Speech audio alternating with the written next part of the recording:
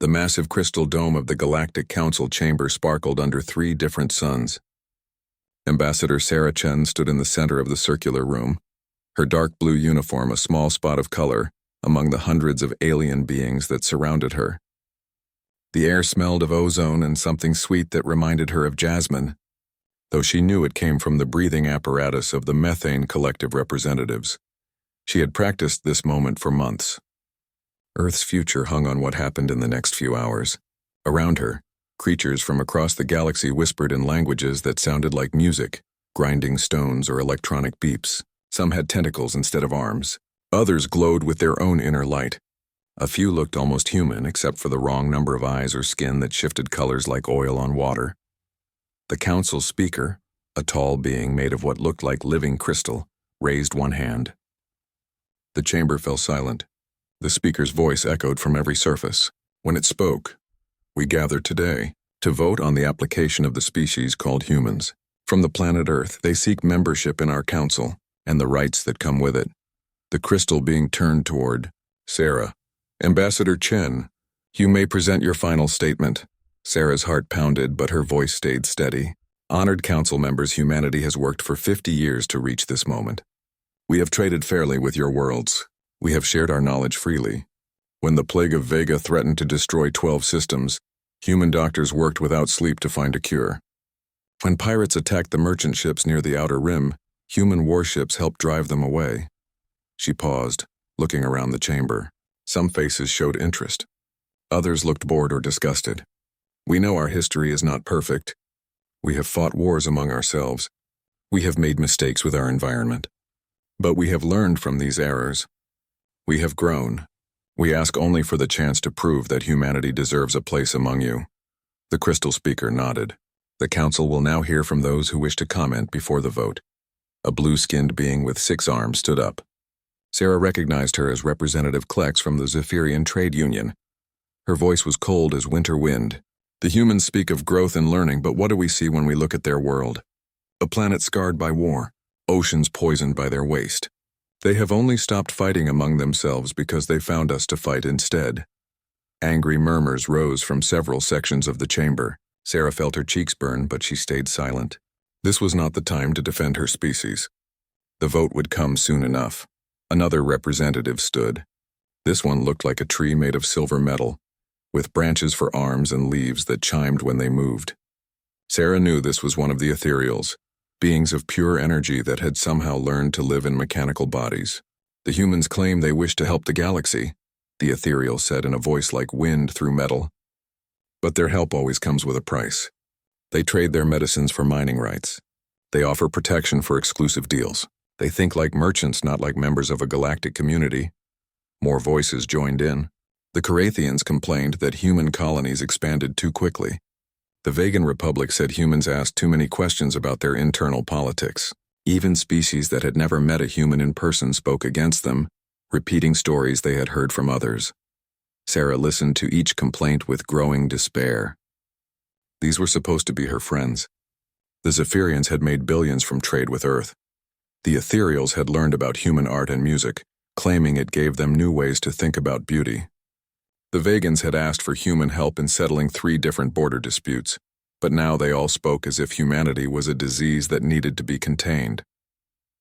Finally, an ancient voice spoke from the highest level of the chamber. Sarah looked up to see one of the keepers, the oldest known species in the galaxy. They looked like humans, but their skin was pale as starlight and their eyes held wisdom older than Earth's sun. This one was ancient even by keeper standards. His name was Arkson, and he had sat on the council for over 1,000 years. "I have watched many species join our council," Arkson said. His voice was quiet, but it carried to every corner of the chamber. "I have seen the proud Zephyrians who once conquered half a solar system before learning the value of peace. I have seen the ethereals, who used to drain the energy from entire planets to feed themselves. I have seen species that were pirates, slavers, and worse." He paused, his ancient eyes finding Sarah across the vast room. "Every species that sits in this chamber today was once young and foolish and dangerous. Every species here has grown beyond what they once were. The question is not what the humans have done, but what they might become." The chamber fell completely silent. Even the background hum of life support systems seemed to fade away. Arxon continued, I have studied the humans for 50 years. Yes, they fight wars, but they also write poetry. Yes, they damage their environment, but they also create art that makes even ethereals weep. Yes, they ask for payment when they help others, but they also rush into danger to save strangers without being asked. The old keeper's gaze swept across the chamber. You judge them for their contradictions, but contradictions are what make a species capable of growth. A species that has never known darkness cannot truly appreciate light. A species that has never made mistakes cannot learn wisdom. Sarah felt tears in her eyes. Finally, someone understood.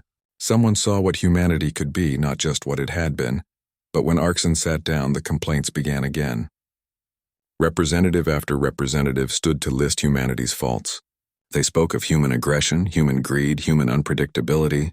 They acted as if every other species in the galaxy had been born perfect and wise. The speaker finally called for order. The time for debate has ended. We will now vote. Each species may cast one vote. To join the council, the humans need a simple majority. The voting began with the species whose names started with letters early in the galactic alphabet. The Altarians voted no. The Betelgeusians voted no. The Centaurians voted number. Sarah watched the tally board as vote after vote went against her people. Species that had bought human medicines voted no. Species that had asked for human protection voted no. Even species that had never interacted with humans at all voted no, simply following the lead of the larger powers. Only a few dozen species had voted yes by the time they reached the end of the alphabet. The Xerians, who had few interactions with any other species, voted yes out of principle. The Iridians, who were new to the council themselves, voted yes perhaps out of sympathy. When the voting ended, the numbers glowed on the display board for everyone to see. 846 species had voted no. Only 38 had voted yes. The keepers had chosen to abstain, neither supporting nor opposing humanity's membership. The crystal speaker's voice filled the chamber one final time. By a vote of 846 to 38, with one abstention, the council rejects the application of the human species for membership. Sarah closed her eyes and took a deep breath. Around her, she could hear the whispers and conversations starting again, as representatives began to discuss what they would have for dinner or which entertainment shows to watch that evening. For them, this was just another vote on just another day, but for humanity, everything had just changed. As Sarah walked toward the chamber's exit, Arxon appeared beside her. The ancient keeper moved silently like a ghost. I am sorry, he said quietly. I hoped wisdom would prevail today. Sarah managed a bitter smile.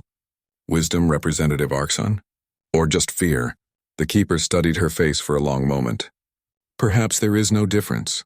They fear what you might become because deep down, they know you might become something greater than they are.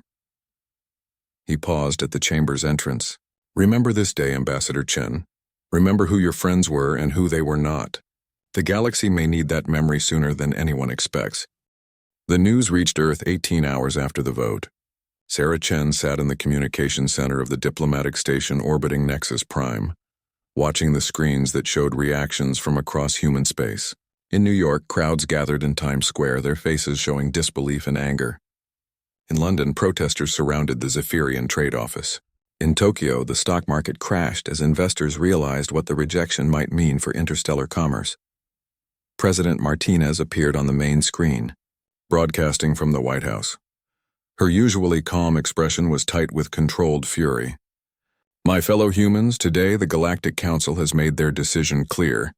Despite 50 years of peaceful cooperation, despite our contributions to galactic security and prosperity, despite our efforts to prove ourselves worthy partners, they have rejected us. Sarah turned away from the screen. She had heard enough political speeches for one day. Instead, she looked out the viewport at the beautiful crystal world below. Nexus Prime sparkled like a jewel against the black of space. Its 3 moons hung in perfect alignment, their surfaces covered with the architectural marvels of dozens of different species. It was supposed to represent unity and cooperation among the stars. Now it just looked like a prison she could never enter. Her personal communicator buzzed. The message was from Admiral Marcus Rodriguez, head of Earth Space Forces. Sarah, get back to Earth as soon as possible. Emergency session of the Global Defense Council in 48 hours. Things are about to get complicated.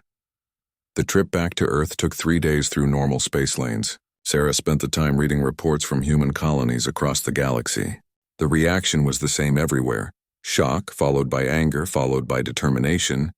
Humanity had been rejected, but they were not going to simply disappear. The complications Admiral Rodriguez had mentioned became clear as soon as Sarah's ship entered the Sol system. Long-range sensors picked up massive energy signatures near Jupiter. When Sarah asked what was happening, the ship's captain just shook his head. "Classified," he said. "But whatever they're building out there, it's big." The Global Defense Council met in an underground facility beneath the Swiss Alps. The room was filled with Earth's military leaders, scientists, and diplomats. Sarah recognized faces she had worked with for years, but their expressions were different now. The friendly cooperation she remembered was gone, replaced by something harder and more focused. Admiral Rodriguez stood at the head of the table. He was a tall man with gray hair and scars on his hands from his years as a frontline soldier. His voice was calm, but Sarah could hear the steel underneath. "The Council's rejection was just the beginning," he said. "We've received additional communications in the last 24 hours. The wall screen lit up with an official document written in the flowing script of Galactic Standard. Sarah read it with growing horror. It was not just a rejection of membership. It was a comprehensive set of restrictions that would effectively trap humanity in their current territory forever. "Trade sanctions," Rodriguez continued, highlighting sections of the document. "No human ship is allowed to dock at any Council-controlled station. No alien technology can be legally traded to human worlds. No human colony can be established beyond the systems we currently occupy."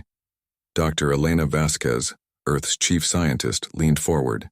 "Marcus, this is more than just keeping us out of their club. They're trying to prevent us from advancing as a species." Rodriguez nodded grimly. "It gets worse. They've classified us as a quarantine species under Section 12 of the Galactic Safety Protocols. Any alien found helping humans with technology or expansion can face criminal charges." The room exploded in angry voices. Colonel Thompson from Mars Command slammed his fist on the table. "Quarantined? Like we're some kind of disease." "That's exactly what they think we are," Sarah said quietly. The room fell silent as everyone turned to look at her. "I was there. I heard what they said about us. They think we're too dangerous to be allowed to grow and spread." General Hassan from the African Federation spoke up. "What about our allies? The species that voted for us? Already under pressure to cut ties with us," Sarah replied. "The Xerians sent an encrypted message yesterday. They want to keep trading, but they're being threatened with economic sanctions if they continue. The Iridians are in the same situation."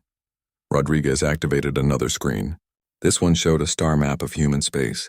12 colonies spread across 8 star systems, connected by shipping lanes that had taken decades to establish. "We have approximately 18 months of supplies if all trade with alien species stops immediately," he said. "After that, some of our outer colonies will start to struggle." The silence in the room was heavy with implications. Humanity had grown dependent on certain alien technologies and resources. Medical equipment from the ethereals, rare metals from Zephyrian mines, food supplements that made long-distance space travel possible. Without these things, human expansion would not just stop. It might actually reverse. Dr. Vasquez stood up. Her voice was thoughtful, like she was working through a complex equation. "Unless we become completely self-sufficient," she said. Rodriguez turned to look at her. "Explain." "We've been using alien technology for 50 years, but we've also been studying it, learning from it, improving on it in some cases."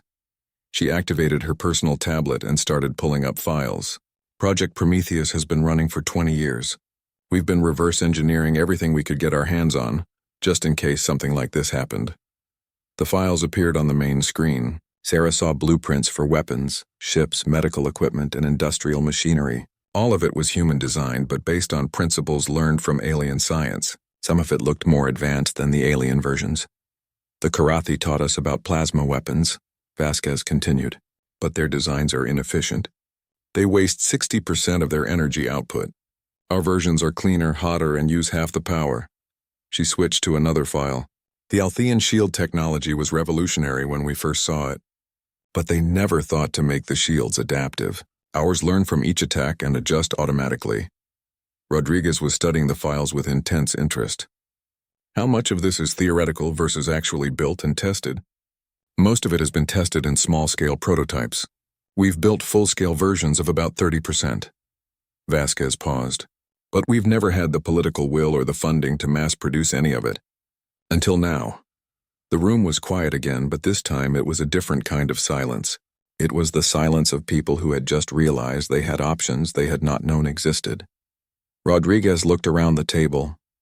The council wanted to quarantine us, keep us locked in our little corner of space like animals in a zoo. His smile was cold and sharp. They forgot something important about caging dangerous animals. Colonel Thompson caught on first. Caged animals get stronger. They adapt. They find ways to survive that their captors never expected? Exactly. Rodriguez turned back to the star map. They want to cut us off from their technology? Fine, we'll develop our own. They want to stop our expansion? We'll find ways to expand that don't depend on their permission. They want to treat us like a threat? He paused, his eyes reflecting the light from the screen. Maybe it's time we became one. Dr. Vasquez was already making notes on her tablet. I'll need full access to all our reverse engineering projects. Complete funding authorization. And I'll need the best minds from every colony. Done, Rodriguez said without hesitation. Sarah stood up slowly. She had spent her career trying to build bridges between humanity and the galaxy. Now those bridges were burning, and she was not sure how she felt about it. What you're talking about, she said carefully. This is not just about becoming self-sufficient. You're talking about challenging the entire galactic order. Rodriguez met her eyes. Sarah, they made that choice for us when they voted yesterday. We can either accept their cage and slowly fade away, or we can show them what happens when you corner a species that refuses to die quietly. He turned back to the group. 18 months they think we'll be begging to accept whatever scraps they're willing to throw us. Instead, in 18 months, we're going to give them something they never expected. What's that? General Hassan asked. Rodriguez's smile was sharp as a blade. A choice. Join us or get out of our way. The meeting lasted 6 more hours. By the time it ended, humanity had a new direction. They would not be asking for membership in the Galactic Council anymore. They had bigger plans. Outside, the sun was setting over the mountains.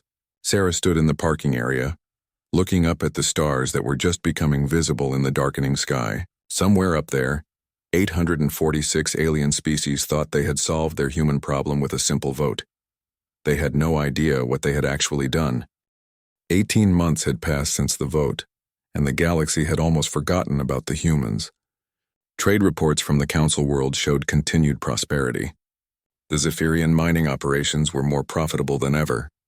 The ethereal art exchanges continued to flourish. The border disputes that had plagued the Outer Rim for decades had quieted down to occasional skirmishes. On Nexus Prime, Council Representative Klex was reviewing quarterly economic data when her aide brought disturbing news. Ma'am, we've lost contact with 3 of our primary suppliers. Klex looked up from her crystal display. The blue-skinned Zephyrian had been promoted to head of the Economic Council after her speech against human membership had proven so popular. What kind of contact? Food suppliers, ma'am. The agricultural stations that provide nutrition supplements for our deep space operations. They've stopped responding to our orders. Klex frowned. The supplements were critical for long-distance space travel. Most galactic species could not digest the proteins found on other worlds, so they relied on specially prepared nutrition blocks that could be safely consumed by anyone. Have you tried alternate suppliers? Yes, ma'am. That's the problem. All of the major suppliers have gone silent. The only responses we're getting are from small operations that can't handle orders of our size. Something cold settled in Klex's stomach. Where were these suppliers located? The aide checked his datapad. The Terran Agricultural Consortium, based in the human colony system of New Eden. Klex stared at him. In all the excitement of rejecting humanity from the Council, no one had bothered to check how much the galaxy depended on human products. It had never seemed important. Humans were just one species among hundreds. How much could they really matter? Apparently quite a lot. The same conversation was happening in government offices across the galaxy. The Karathi Consortium discovered that 70% of their mining equipment came from human manufacturers. The Althean Defense Force realized that their most advanced sensor arrays were built with rare Earth elements that only came from human worlds. Even the ethereals found that their favorite meditation crystals were grown in human laboratories. But it was not just economics that had changed. Strange reports were coming in from the edges of known space. Ships appeared and disappeared without using the standard jump gate network. Energy signatures, unlike anything in the galactic database, were detected near the human systems, then vanished before investigation teams could arrive. The Council's intelligence services were baffled. According to their last reports, humanity was struggling with the trade sanctions. Human colonies should be running low on supplies and advanced technology. Instead, there were signs of massive construction projects and technological development happening in secret. Deep in the asteroid belt beyond Pluto, Dr. Elena Vasquez stood in the main control room of Facility 7. Around her, hundreds of human engineers and scientists worked at stations that hummed with barely contained energy. Through the reinforced windows, she could see the construction yards where humanity's future was taking shape. The first shipyard held vessels that looked like no human design that had ever been seen before. They were sleek and predatory, with hull plating that seemed to absorb light rather than reflect it. These were not exploration ships or cargo haulers. These were weapons of war, but weapons designed with principles that went far beyond anything the galaxy had ever imagined. Status report, Vasquez called out. Commander Sarah Kim, formerly of the Earth Space Navy, looked up from her engineering station. The Defiance is ready for final testing. All systems are showing green across the board. Vasquez nodded and moved to the next station. Weapons? Lieutenant Chang grinned. The plasma cannons are running at 300% of standard galactic output. The particle beams are even better. We've managed to create a coherent energy stream that can punch through any known shield technology. Shields? Adaptive barrier systems are online. They analyze incoming attacks in real time and adjust frequency and density to provide optimal protection. Even better, they learn from each encounter and share data with other ships in the fleet. Vasquez felt a surge of pride. 18 months ago, these had been theoretical designs sketched out in hidden laboratories. Now they were real, tested, and ready for deployment. But the ships were not the most important part of humanity's preparation. The real breakthrough had come from an unexpected source: human stubbornness. The galaxy used a network of jump gates to travel between star systems. These gates were ancient technology, built by a long-dead species and maintained by the Council. Every ship in galactic space depended on them for faster-than-light travel. The gates were predictable, trackable, and completely controlled by Council authorities. Humans had decided that was unacceptable. Dr. James Park had spent his entire career studying theoretical physics. When the Council voted against humanity, he had been working on something called quantum tunneling drive technology. It was considered impossible by every alien scientist who had ever studied it. The energy requirements were too high. The mathematics were unsolvable. The risk of creating a black hole was too great. Human scientists had looked at those problems and said, "Hold our beer." The breakthrough had come when Park realized that alien scientists were thinking about space travel all wrong. They were trying to move through space when what they should be doing was moving space itself. By creating a controlled quantum tunnel, a ship could step outside normal spacetime for a few seconds and reappear anywhere within a range of several light years. The best part was that quantum tunneling left no trace. No energy signature, no gravitational disturbance. A ship could appear anywhere in a star system without warning, completely invisible to sensors until the moment it arrived. Vasquez walked to the observation deck that overlooked the main construction floor. Below her, teams of workers were putting finishing touches on devices that would change the balance of power in the galaxy forever. Plasma weapons that burned hotter than small stars, shield systems that could learn and adapt, quantum tunneling drives that made the ancient jump gate network obsolete. But more than the technology, humanity had built something else during those 18 months: unity. The rejection by the Council had done something that centuries of human politics had never managed. It had made humanity truly united for the first time in their history. The old divisions between Earth and the colonies, between different nations and cultures, had been set aside in favor of a single goal: proving that the galaxy had made a mistake. Admiral Rodriguez appeared beside her, his reflection ghostly in the reinforced glass. "The Zephyrians are starting to panic," he said. Their mining operations are running low on nutrition supplements, and they can't figure out why their human suppliers have gone silent. Good, Vasquez replied. Let them wonder. The Karathi Consortium has sent 3 diplomatic missions to try to reopen trade negotiations. We've ignored all of them. Also good. Rodriguez was quiet for a moment, watching the work below. Elena, are you sure we're doing the right thing? Some of these species voted against us, but others were just following the crowd. Do they all deserve what's coming? Vasquez turned to look at him. Rodriguez was a good man, a career military officer who had spent his life protecting people. The idea of deliberately causing suffering did not come easily to him. Marcus, do you remember what Representative Klex said during the vote? She said we were too dangerous to be allowed to grow and spread, that we thought like merchants instead of community members. I remember. She was wrong about the merchant part. We've been giving away our advantages for 50 years, trying to prove we deserved a place at their table. We shared our medical knowledge freely. We provided security without asking for payment. We offered our resources at cost to help developing worlds. She gestured toward the construction yards below, but she was right about us being dangerous. We are dangerous, not because we're violent or cruel, but because we refuse to accept that something is impossible just because no one has done it before. Rodriguez followed her gaze. And now we're about to show them just how dangerous we can be. No, Marcus. We're about to show them how dangerous they made us by forcing us to be self-reliant. Vasquez smiled, and it was not a gentle expression. They wanted to quarantine us, keep us locked away from the rest of the galaxy.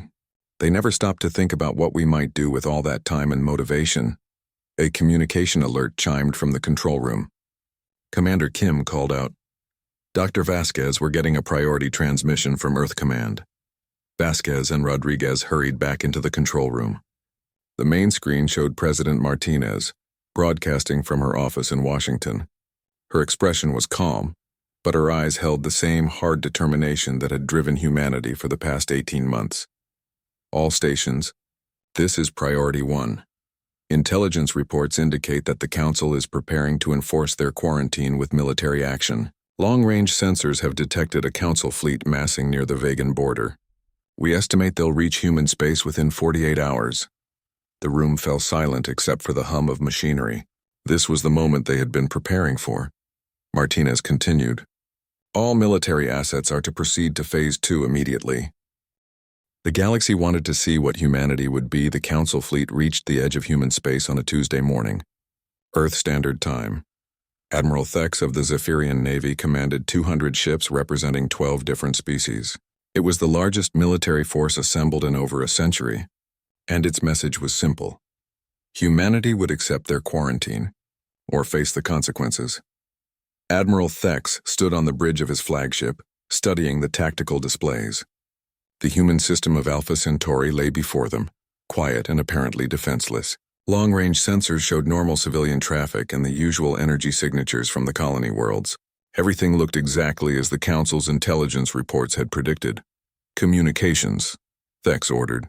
Open a channel to the human authorities. The response came faster than expected. A human face appeared on the main screen, a woman with short gray hair and calm eyes. She wore the uniform of Earth Space Forces, but Thex did not recognize her rank insignia. This is Captain Yuki Tanaka of the Terran Commonwealth Defense Force, she said. You are entering sovereign human territory. Please state your business. Thex studied her carefully. She showed no fear, no surprise at seeing his massive fleet. If anything, she looked almost bored. Captain Tanaka, I am Admiral Thex of the Galactic Council Enforcement Division. By order of the Council, your species has been classified as quarantined. Any expansion beyond your current territory is forbidden. We are here to ensure compliance with this order. Captain Tanaka nodded as if she had expected this. Admiral Thex, I have a message for you from the Terran Commonwealth government. She paused, and when she continued, her voice was perfectly polite. We respectfully decline. The bridge of Thex's ship fell silent. In 300 years of galactic law, no species had ever simply declined a council order. It was unthinkable. Captain Tanaka, I don't think you understand the situation. Your species is outnumbered and outgunned. You have 12 small colonies scattered across 8 systems. We have the combined might of the galactic community behind us. Tanaka smiled, and something about that smile made Thex uncomfortable. Admiral, I think you're the one who doesn't understand the situation. You see, a lot has changed in the 18 months since your council voted to reject us. The tactical officer on Thex's bridge suddenly looked up from his console. Sir, we're detecting massive energy signatures throughout the system. They just appeared out of nowhere. Thex spun to look at his displays. What he saw made his blood freeze. The empty space around his fleet was no longer empty. Dozens of ships had materialized within weapons range, their sleek black hulls almost invisible against the starfield. They had appeared without any warning, without using the jump gate network, without generating any of the energy signatures that faster-than-light travel was supposed to produce. How is this possible? Thex whispered. Captain Tanaka heard him through the still-open communication channel. Oh, that's just our new quantum tunneling drive system. We developed it after your council cut us off from the jump gate network. Turns out when you force a species to become self-reliant, they sometimes surprise you. More ships continued to appear. Not dozens, hundreds. They surrounded the council fleet in a perfect sphere, their weapons already trained on Thex's vessels. Each human ship was smaller than the council vessels, but they moved with a precision that spoke of advanced computer targeting and coordination systems. Thex's communications officer was frantically trying to get status reports from the other ships in his fleet. Admiral, the Karathi squadron is reporting total sensor failure. The Althean destroyers can't get a lock on any of the human ships. Even our own sensors are having trouble maintaining tracking. Adaptive stealth systems, Tanaka explained helpfully. Another little innovation we came up with. Our ships analyze your sensor frequencies in real time and adjust their hull coatings to absorb or deflect the signals. The longer you look at us, the harder we become to see. Thex realized he was sweating, which was unusual for his species. What do you want? Tanaka seemed to consider the question. Admiral, we don't want anything from you. We're just here to deliver a message. The space around the council fleet suddenly lit up with weapons fire, but the humans were not shooting at the council ships. Instead, they were firing at empty space, their plasma beams and particle cannons creating a dazzling light show that served no apparent tactical purpose. A demonstration, Tanaka said. Those weapons you're seeing? They're running at about 30% power. At full power, each of our plasma cannons generates temperatures equivalent to the core of a small star. Our particle beams can punch through any shield technology in your database. Thex's tactical officer was studying the energy readings with wide eyes. Sir, if these readings are accurate, their weapons output is 3 times anything we've ever seen. The readings are accurate, Tanaka confirmed. But we're not here to fight you, Admiral. We're here to give you a choice. What kind of choice? You can turn your fleet around and go home. Tell the Council that humanity is no longer interested in their quarantine. We'll continue to live in our corner of space, but we'll do it on our own terms. Thex felt a spark of his old military pride. And if we refuse? Tanaka's expression did not change, but the temperature on Thex's bridge seemed to drop several degrees. Admiral, take a look at your long-range sensors. Check the Karathi home system. Thex's communications officer worked frantically at his console. After a few minutes, he looked up with confusion and fear in his eyes. Sir, we're getting reports from the Karathi system. Multiple human ships have appeared in orbit around their primary mining world. They're not attacking, but they're jamming all communications and preventing any ships from leaving the system. Check the Zephyrian trade stations, Tanaka suggested. More reports came in. Human ships had appeared simultaneously at major industrial and economic centers throughout Council space. Not conquering, not destroying, but simply present. A silent reminder that humanity could now go anywhere they wanted, anytime they wanted, without warning or permission. How many ships do you have? Thex asked quietly. Enough, Tanaka replied. Admiral, your council made a choice 18 months ago. They decided that humanity was too dangerous to be allowed to grow and prosper alongside the galactic community. They were wrong about many things, but they were right about one. We are dangerous. She leaned forward slightly, her eyes never leaving Thex's face. But we're not dangerous because we're violent or warlike. We're dangerous because we don't accept that something is impossible just because it's never been done before. You tried to cage us, and instead you gave us 18 months to prove that your cage was an illusion. Thex looked around his bridge at his officers. These were seasoned military professionals from species that had ruled the galaxy for centuries. Now they all looked frightened and confused, like children who had discovered that the universe was much larger and more dangerous than they had been taught. What happens now? He asked. Now? Now we go our separate ways. Your fleet returns to Council space and reports that humanity is no longer confined to their assigned systems. We're not asking for permission to expand anymore, Admiral. We're informing you that we will. Tanaka paused, checking something on a display that was not visible to Thex. Oh, and Admiral, you might want to check on the situation developing in the Vegan Republic. I understand they're having some trouble with their government. More reports flooded in from across the galaxy. In the Vegan Republic, 3 different rebel groups had simultaneously declared independence, all armed with advanced human weapons and supported by mysterious ships that appeared and disappeared at will. In the Ethereal Collective, mining operations on 17 different worlds had gone silent, their communication arrays jammed by unidentified vessels. And everywhere, the same pattern: human ships appearing where they should not be able to go, doing things that should not be possible with any known technology. Thex realized that the galaxy had changed forever in the space of a single morning. The careful balance of power that had existed for centuries was gone, replaced by something new and terrifying and wonderful. "Captain Tanaka," he said finally, "what does humanity want from the galaxy?" Tanaka smiled again, and this time it was not cold or threatening. It was the smile of someone who had worked very hard for something and was finally getting to see the results. "What we've always wanted, Admiral.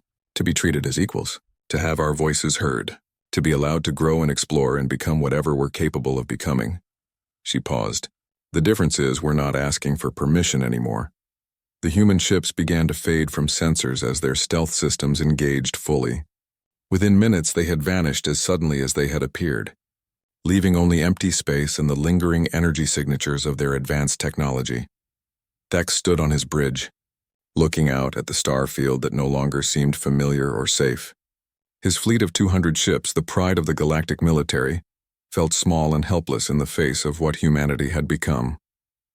"Communications," he said finally. "Get me a direct line to the Council. They need to know that the quarantine is over." As his fleet turned toward home, Thex wondered if the galaxy would survive what was coming next. Humanity ecom when cornered. 6 months after Admiral Thex's fleet had retreated from human space, the Galactic Council was dying. It had not happened all at once. Like a massive tree falling in a forest, the collapse had been slow at first, then faster, then unstoppable. The meeting halls on Nexus Prime that had once echoed with the voices of 800 species now held barely 200 representatives. The rest had withdrawn their membership, declaring independence or joining something new that humanity had created. They called it the Terran Commonwealth, and it was unlike anything the galaxy had ever seen.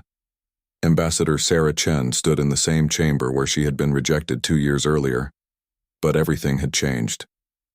The crystal dome still sparkled under 3 suns, but now it reflected the light from ships that bore human designs alongside vessels from dozens of other species. The Xerians had been the first to join, followed quickly by the Iridians and several other small systems that had been ignored or exploited by the larger Council powers. But it was not just the small species that had changed sides.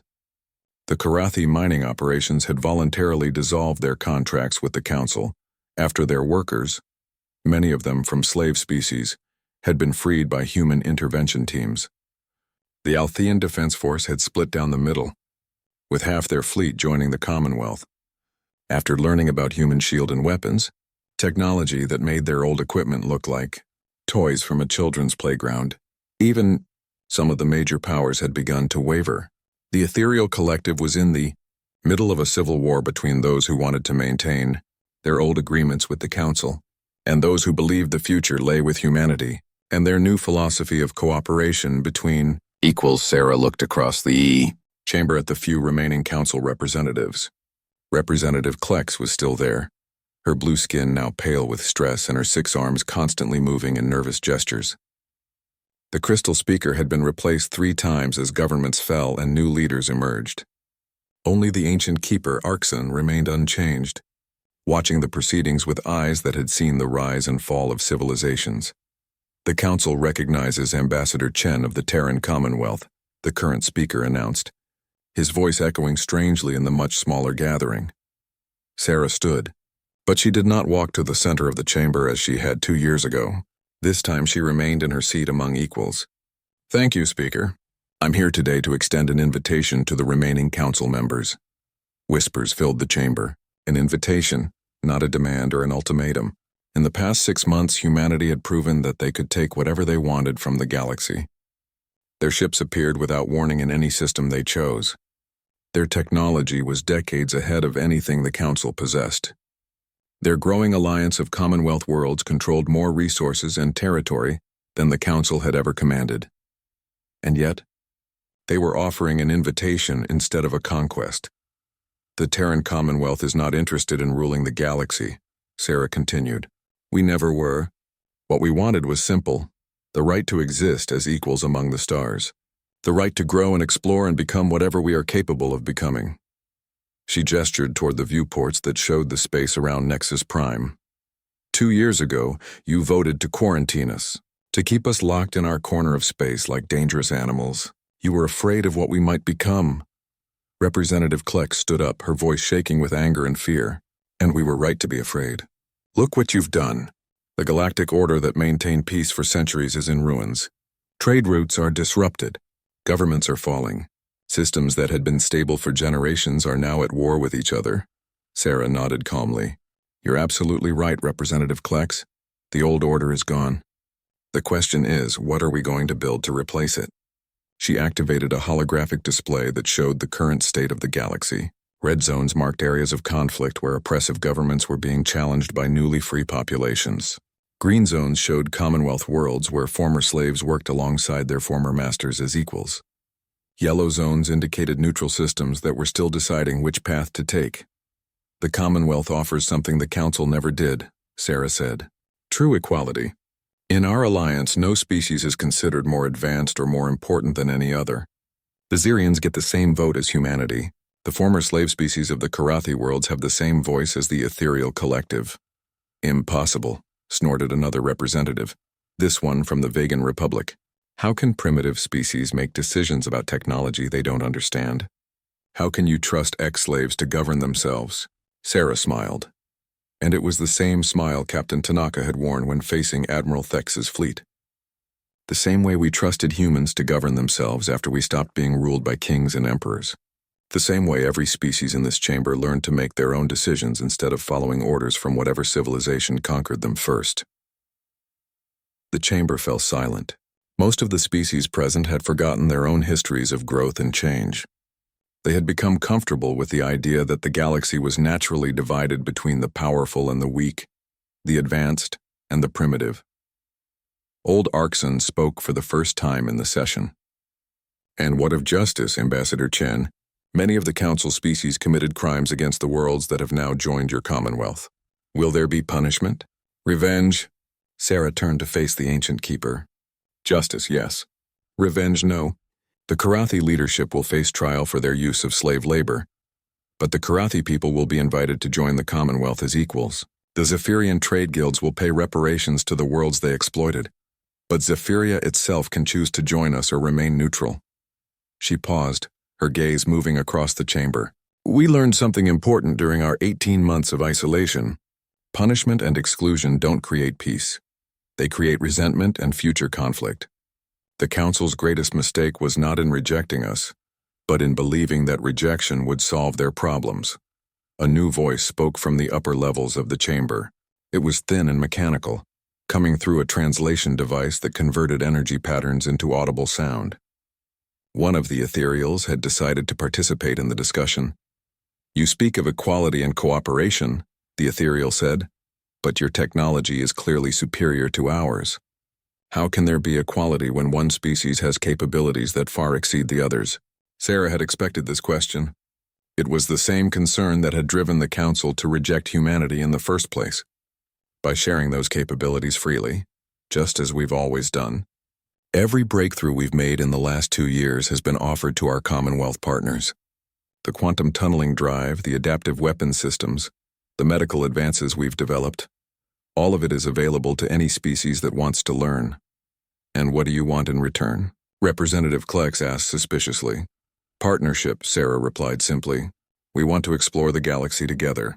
We want to face the challenges that are coming together. We want to build something better than what existed before. What challenges? The crystal speaker asked. Sarah activated another display, this one showing long-range sensor data from the galactic rim. Our scouts have detected signs of massive construction projects beyond the edge of known space. Someone or something is building structures on a scale that dwarfs anything in our galaxy. We don't know who they are or what they want, but they're coming this way. The chamber erupted in alarmed voices. This was new information, and it changed everything. The petty conflicts between Council and Commonwealth suddenly seemed insignificant compared to the possibility of an external threat. How long do we have? Arkson asked quietly. Unknown. Our best estimates suggest first contact within 5 to 10 years. Maybe sooner if they have faster-than-light technology we don't understand. Sarah let that sink in before continuing. The old council spent its time arguing about trade rights and territorial boundaries, while the galaxy was fragmenting into competing factions. The Commonwealth is focused on preparing for whatever comes next. We're building defenses, sharing technology, and creating the unity we'll need to survive as a galactic civilization. Representative Klex was studying the sensor data with wide eyes. This changes everything, she whispered. Yes, it does, Sarah agreed. The question is, do you want to face it alone or as part of something larger? The debate that followed lasted for hours. Some representatives argued that joining the Commonwealth would mean abandoning their independence. Others pointed out that independence might not matter if the galaxy was conquered by whoever was building those massive structures beyond the rim. Finally, Arkson stood. The ancient keeper's voice carried the weight of centuries when he spoke. I have lived long enough to see the rise and fall of many civilizations. I have watched species grow from primitive beginnings to masters of the stars. I have also watched them fall when they became too proud to change with the times. He looked around the chamber, his gaze settling on each representative in turn. 2 years ago, we rejected humanity because we feared they would disrupt our comfortable order. We were right, they did disrupt it. Thank you for watching and comment for next part.